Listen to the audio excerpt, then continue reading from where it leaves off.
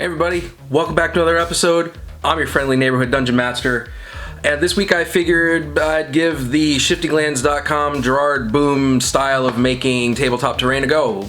I got the procs on here. I got my homemade Guider Pro. Honestly, I don't own a Shifting Lands Guider Pro. I made my own. And I've got a piece of some XPS foam. Let's see what we can come up with. Stick around.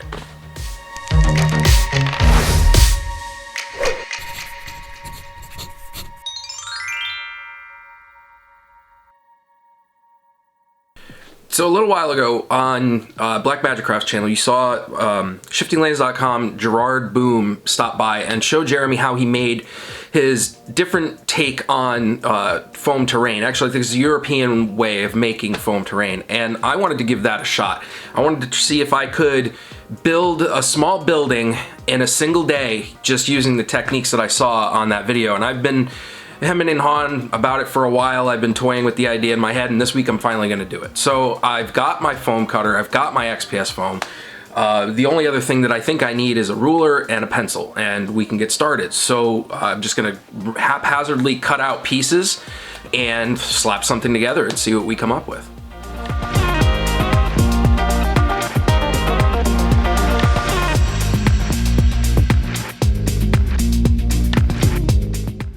So the first thing that I did was rip down some pieces of XPS foam to roughly 2.5 inches, considering the old walls that I used to make were somewhere in the area of 3 inches, and they seem to be a little bit too big for scale. So I tried to lower them a little bit to try to make it a little bit more 28 millimeter-ish.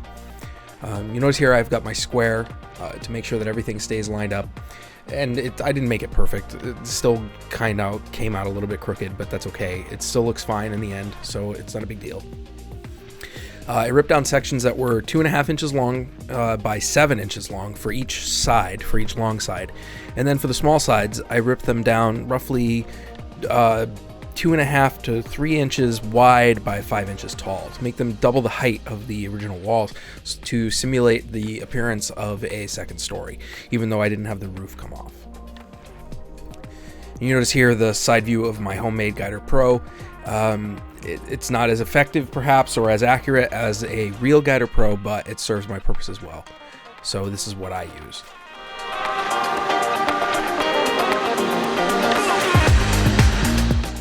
You can see here on the end, I just used my hobby knife to cut the gable edges of the house without having to worry too much about the angle, so that I could have the roof be a certain pitch without having to worry about setting up my procs on in a specific way to try to cut that. Since I don't have an angle cutter, this worked out really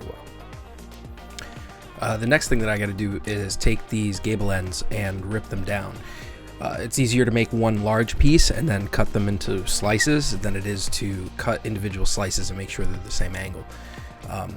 Sorry I messed up getting the camera angle here. I wasn't paying attention, but I cut all of these pieces roughly about 2 to 3/16 inches thickness, roughly half a centimeter.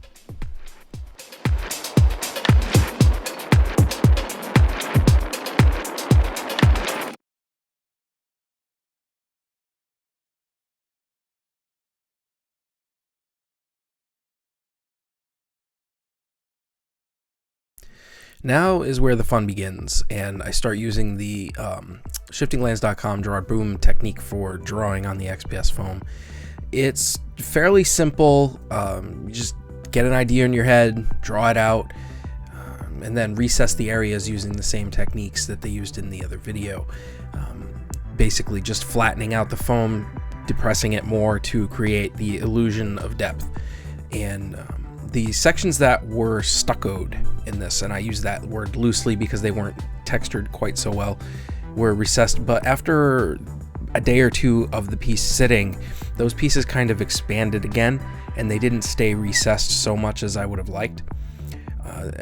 Again, the piece looks fine in the end, so that's really all that matters is the finished product. However, this, while easier than building out separate fascia pieces, was not ideal. Here you can see I'm using little pieces of paint stir stick that I cut down to use as templates for windows and doors. I use these templates fairly regularly now. I just ended up getting sick of measuring out the pieces and decided to come up with some templates to use. So this is my go-to now for using windows and doing windows and doors, is I have these little pieces of wood that I use to trace. My pencil here is kind of on the round side. It's not very sharp, and that was intentional. I didn't want to wreck the foam. This pink foam has a tendency to bead if you cut it too sharply and ruin your lines, and the definition of the lines becomes very much trashed when you try to use too sharp of an object on them, like when I would use my stylus or a scribe, or I would use a knife or something to carve on the surface of it. So a pencil is definitely the preferred method for me now, even more so than a ballpoint pen for carving in depressions in the foam. And for cutting out the windows, I don't have any of the little MDF windows to use that they have on the shiftinglanes.com website. So I have another method for doing windows. So I'm just cutting out the slots where they would go for later, using just a hobby knife.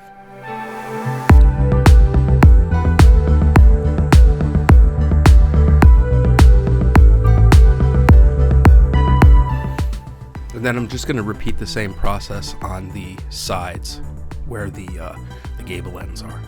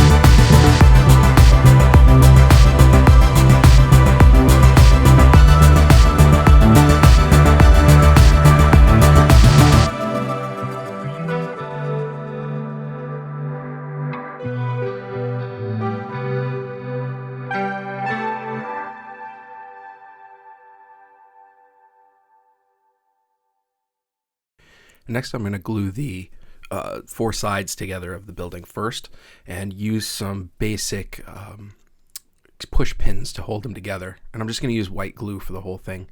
You can see here I put the wood texture on the edge of the connecting panel to hide the seam.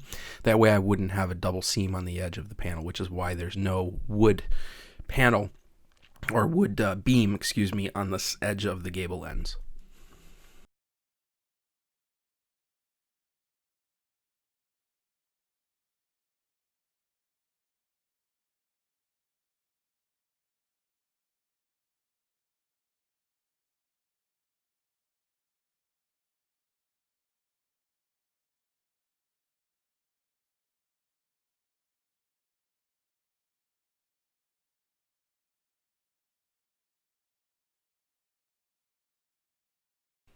And be sure not to let the glue dry all the way before you pull the push pins out, or you'll be pulling out pieces of foam with the pins.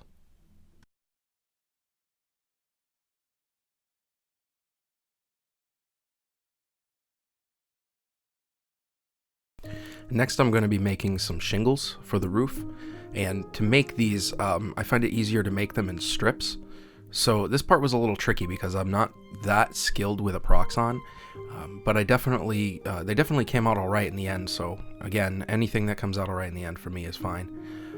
I set my guide up to the depth that I needed for each section, pushed the foam onto the wire, turned the Proxon off, and then pulled it off of the wire. It made it a little easy, but it also was a little bit complicated to make sure that the lines were straight. So they kind of came out rough-hewn, which is all right. And here I'm using my hobby knife to round the edges because I felt that this was an easier method of doing that than trying to wreck the piece in the Proxon.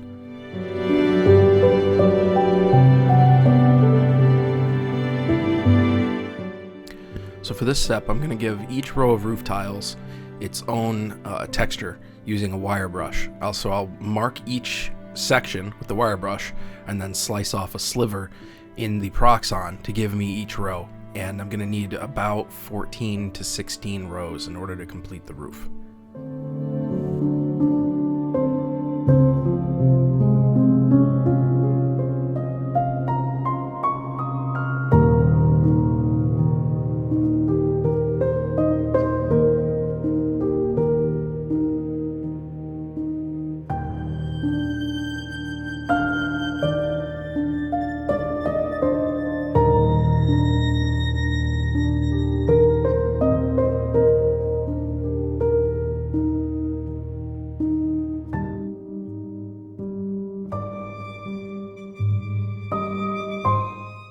Now, one of the things that I messed up on in this part was I should have angled or beveled the front of the side walls so that the top roof structure would kind of hang off the edge and give it a little bit more stability.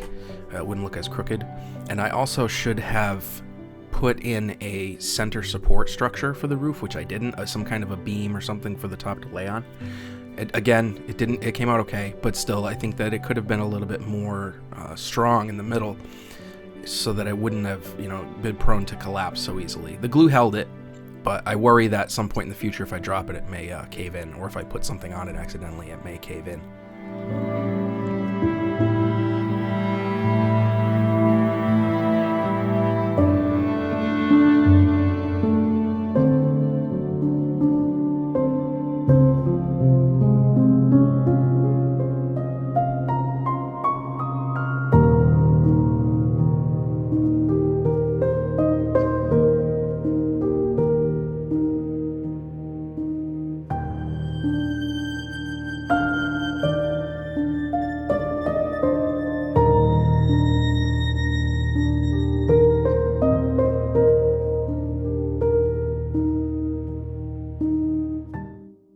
Okay, and next we're going to glue on the tiles, and I'm going to offset them by one section, left, then right, then left, then right on each one, just so that they overlap in a haphazard way. It looks a little bit more true to form, how roof tiles should be. I'm sorry, I keep saying roof tiles, but I do mean shingles.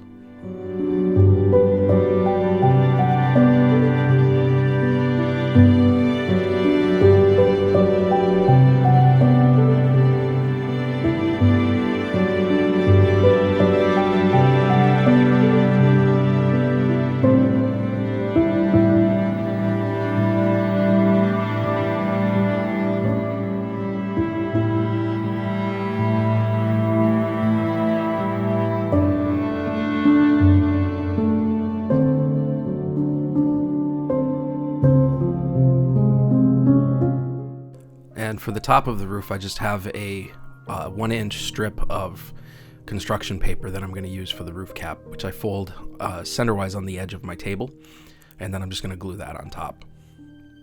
And that will hide the seam on the center of the roof.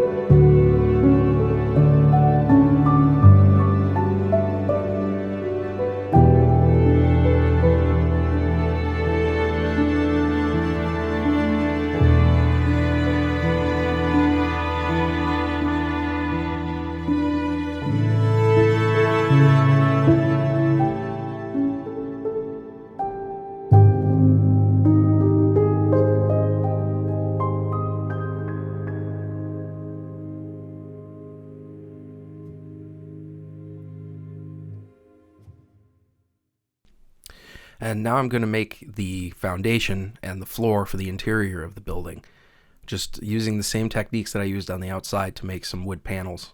Except instead of using the wire brush to make the wood texture this time, I decided to draw in the wood texture, which gave it a really exaggerated look that took a wash really well.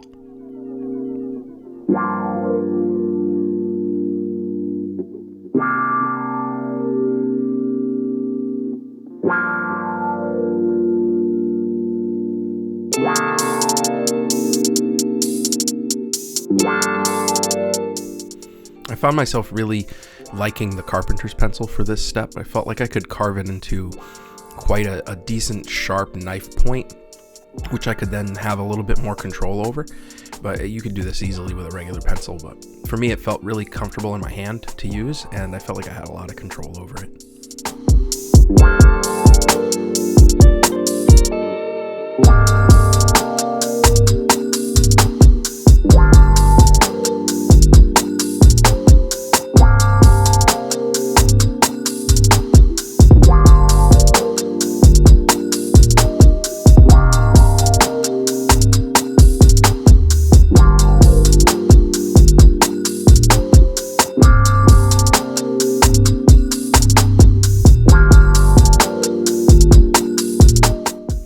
Once that was done, it was time to carve in a cobblestone pattern on the outside.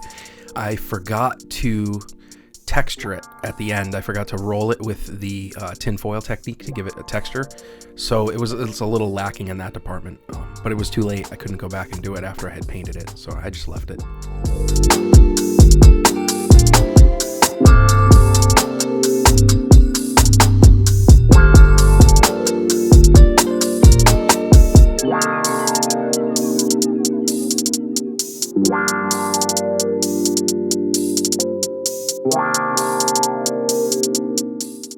And next I wanted to try a different technique for making stairs. So I cut a 1 inch by 2 inch section of XPS and cut out 1/4 inch sections in lines, and then rotated it 90 degrees counterclockwise so they cut out the rest of it to get the stair shape without having to have too much work put into laying out runners and boards and stuff like that. It was just to be something simple.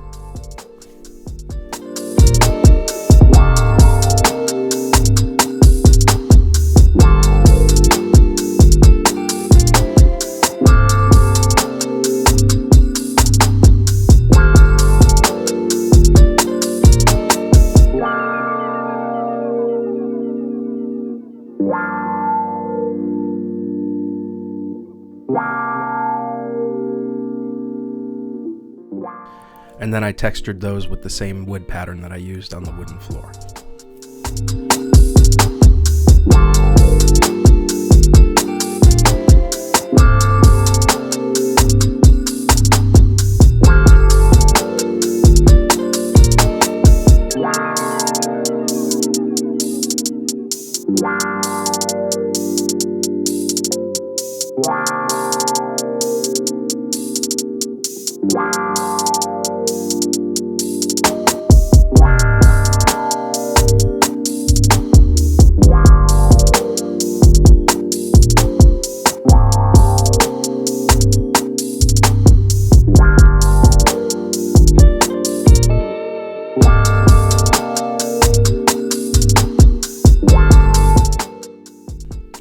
And now I wanted to try to make some windows to give, use the same technique that I've used for windows in the past, just using the mesh, but I wanted to add glass to them. So this was a time for me to try to use my Mod Podge dimensional magic again to try to get an effect similar to what other people use resin for. So I figured I would lay them out on some parchment paper so they wouldn't stick. But since nothing sticks to the parchment paper, I had to tack that to cardboard using pins. Once I laid out the windows, I just poured dimensional magic all over them and then used a paintbrush to get rid of the excess.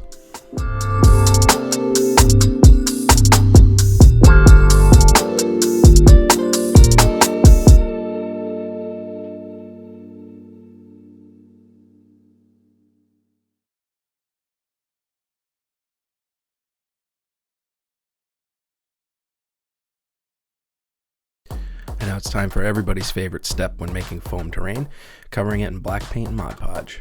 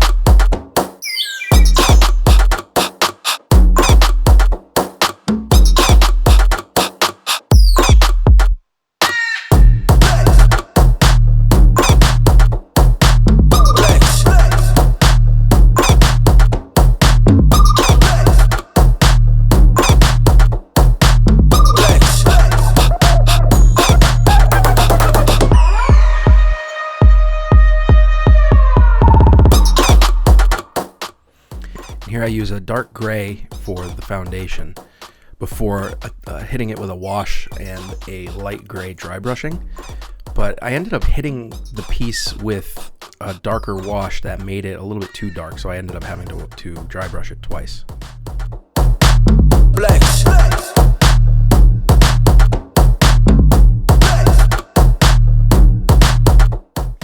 For the look of weathered wood, I prefer a dark brown, a burnt umber, which is, for me, in my case, I mix just a regular brown with some black until I get a darker brown.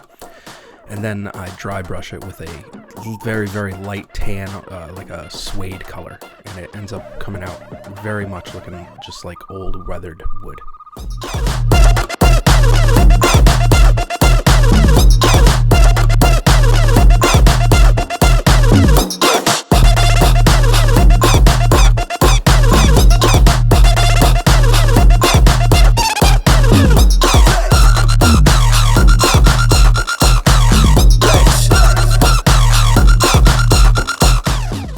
Whipped up a simple brown wash just using some mixing medium, some water, and a little bit of brown ink.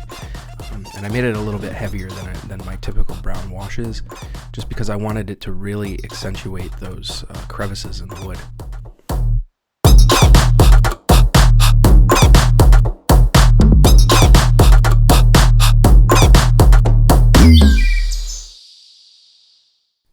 And here I chose a khaki color to paint the stucco on the side of the house. It was a little bit too dark. I probably should have used a light tan or even the same suede that I used on the wood to take a wash. But I also made the mistake of using a black wash on the outside of this. Somehow I had mixed my black wash and my brown wash, my homemade wash, and my brown wash turned black on me, so I didn't have any actually brown wash to use on the outside of it, so I ended up using the same brown ink eventually. And here I'm using this exact same brown color that I used on the floor to paint the wooden beams on the outside of the house.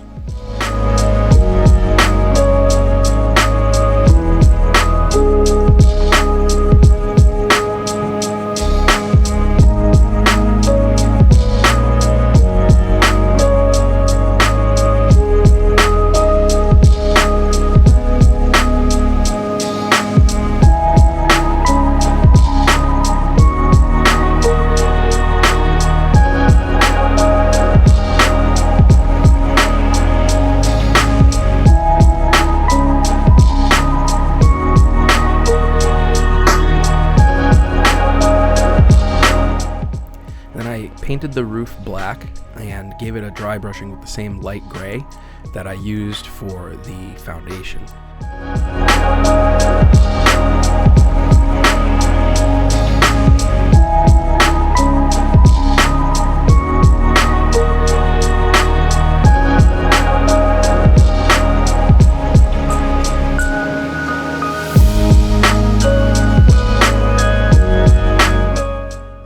See here how dark this wash is.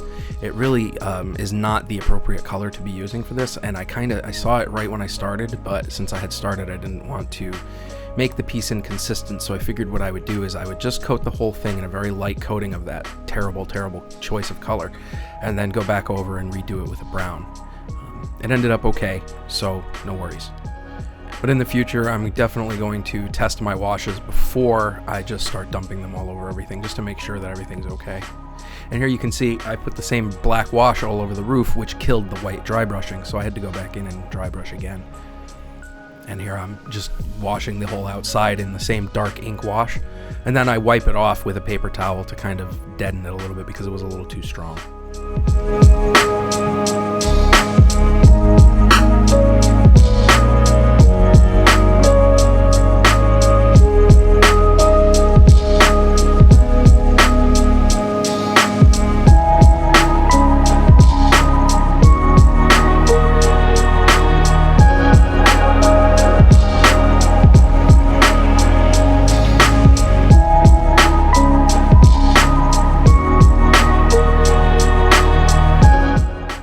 This step I always have fun with, and I don't know, I think it's just it's a stupid little step, but it makes everything look really cool. And that's just mixing some green grass with some PVA glue to make moss, which is not an original technique. It seems a fairly simple thing to do, but it seems like also was overlooked by people until I saw it on the Black Magic Craft channel. Nobody else has really done it since I saw that, so or before I saw that. So it was kind of a nice little trick that it seems like we all kind of picked up on. And I just spread that around using a popsicle stick to give the illusion of moss growing all over the side of the house and the foundation.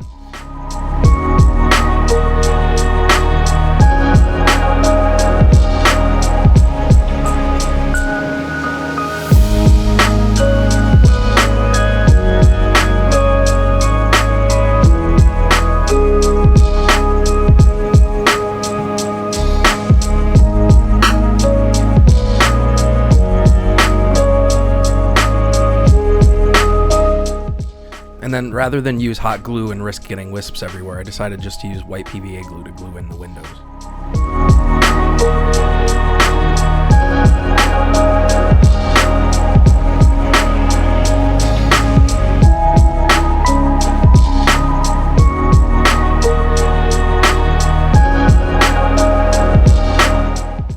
And the very last thing that I needed to do was make a door for the front. So I used one of my popsicle stir sticks that I have, one of my paint stirrers for my craft sticks, to carve a template into some balsa wood, and then carve the balsa wood almost exactly the same way that I carved the foam, to try to give it the same texture as the other wood.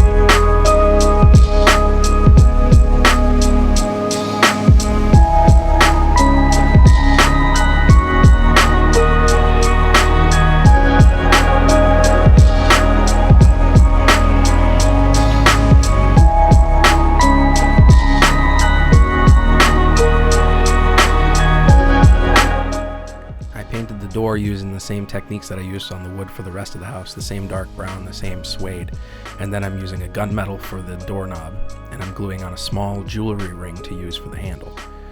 Fairly simple technique, all very doable with minimal materials.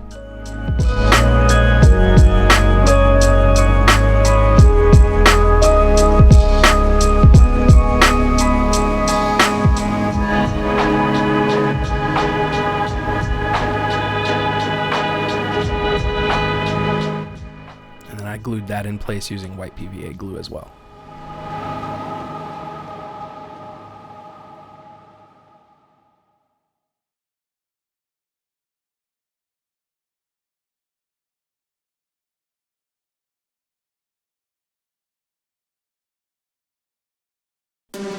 And there you have it. Looks pretty good. Despite the fact that some of these techniques don't really apply to our US XPS foam, the techniques still do work, they just don't work as well. And you can see from the finished product here that it is completely usable as a table piece.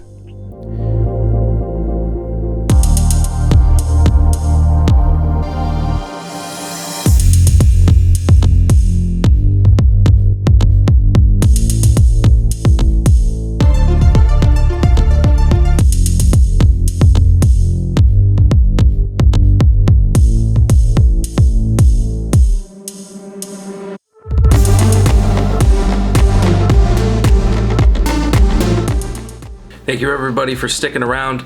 I know this project probably didn't come out as well as I had hoped.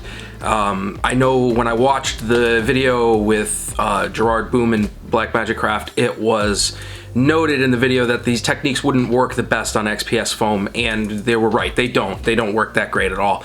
So I consider this kind of like a proof of concept, something that I was going to try to do to see if it would work, an experiment. It came out okay, it came out looking all right, but I don't think I'm going to use these techniques going forward for this kind of foam. I'm going to, if anything, try to get my hands on some of the blue foamular, the blue Styrodur from Europe if I can get my hands on it.